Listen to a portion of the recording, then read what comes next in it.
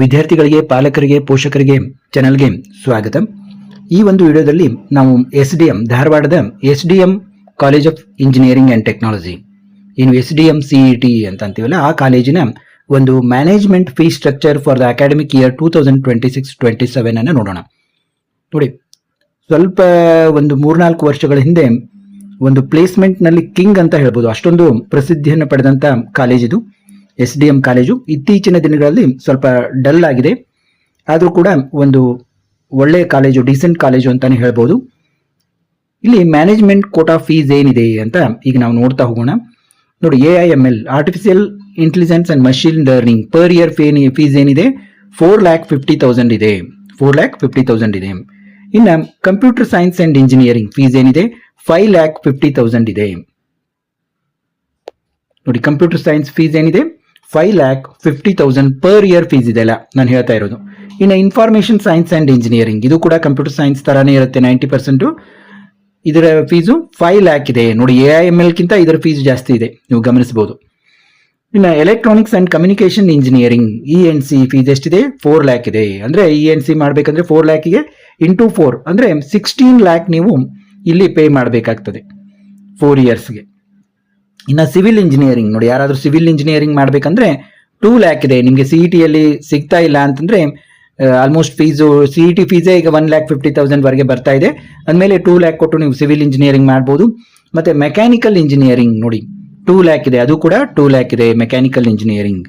ನೋಡಿ, ಇದೊಂದು ಒಳ್ಳೆ ಆಫರ್ ಅಂತ ಹೇಳ್ಬೋದು. ಎಲೆಕ್ಟ್ರಿಕಲ್ ಅಂಡ್ ಎಲೆಕ್ಟ್ರಾನಿಕ್ಸ್ ಇಂಜಿನಿಯರಿಂಗ್ ಮಾಡಲಿಕ್ಕೆ ಅದಕ್ಕೂ ಕೂಡ ಕೇವಲ 2 lakh ಫೀಸ್ ಇಟ್ಟಿದ್ದಾರೆ.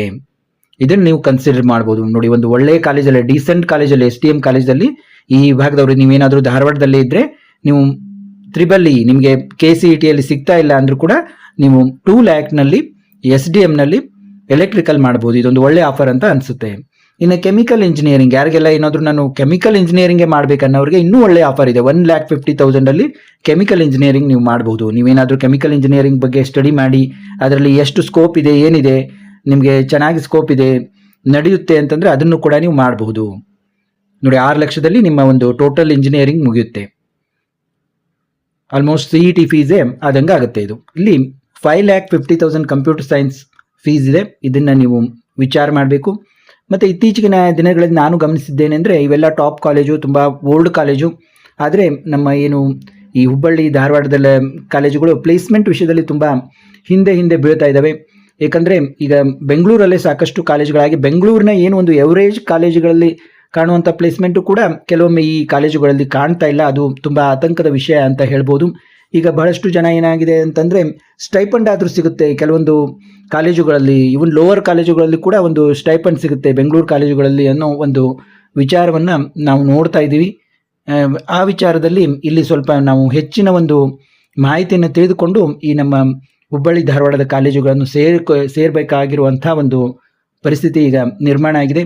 ಆದ ಕಾರಣ ಸ್ವಲ್ಪ ಚೆನ್ನಾಗಿ ವಿಚಾರ ಮಾಡಿ ನೀವು ಈ ಕಾಲೇಜುಗಳನ್ನು ಜಾಯಿನ್ ಆಗಬೇಕು. ಅದರಲ್ಲೂ ಮ್ಯಾನೇಜ್ಮೆಂಟ್ ಕೋಟಾದಲ್ಲಿ ಜಾಯಿನ್ ಆಗೋಬೇಕಂದ್ರೆ ನೀವು ಸ್ವಲ್ಪ ಚೆನ್ನಾಗಿ ಅಲ್ಲಿಯ ವಿದ್ಯಾರ್ಥಿಗಳನ್ನು ಒಂದು ಮಾತನಾಡಿಸಿ ಏನು ಪರಿಸ್ಥಿತಿ ಇದೆ ಅನ್ನೋದನ್ನು ತಿಳಿದುಕೊಂಡು ಜಾಯಿನ್ ಆಗಬೇಕು ಅಂತ ನನಗನ್ಸುತ್ತೆ.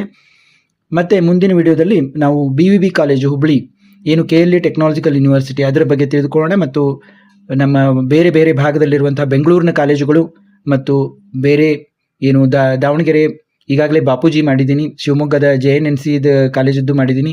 ಈ ರೀತಿ ನಮ್ಮ ಕರ್ನಾಟಕದ ವಿವಿಧ ಭಾಗಗಳು, ಮಂಗಳೂರು, ಮೈಸೂರು, ಅಲ್ಲಿಯ ಕಾಲೇಜುಗಳನ್ನು ಕೂಡ ಮಾಡ್ತೀನಿ. ತಪ್ಪದೆ ನೋಡಿ ಮತ್ತೆ ಭೇಟಿ ಆಗೋಣ.